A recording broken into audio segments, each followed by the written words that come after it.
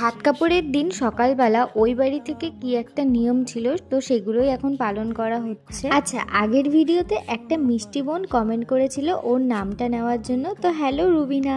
তারপর আমরা দিদিকে ভাত কাপড়ের জন্য রেডি করিয়ে দিলাম। কেমন লাগছে অবশ্যই জানিও। আর দিদি তো এমনিতেই সুন্দর, কোনো মেকআপের দরকারই পড়েনি, জাস্ট একটু লিপস্টিক আর গয়নাগুলো আর শাড়িটাই পরিয়ে দিয়েছে। আর এখন ফাইনালি ওরা দুজনের ভাত কাপড়ের দায়িত্ব নিচ্ছে। তারপর এখানে ভাত কাপড় কমপ্লিট হয়ে যাবার পর এখানে দেখো দিদিকে খেতে দিয়েছে অনেক রকম রান্না করে। এখানে আরো একটা নিয়ম আছে যে বৌদি এটো ননদরা খায়, কিন্তু এখানে ননদ ছিল না বলে দেওরকে খাইয়ে দিয়েছিল। এই যে এখন দিদি খাচ্ছে আর এই এটোটাই ওর দেওরকে খাইয়ে দিল।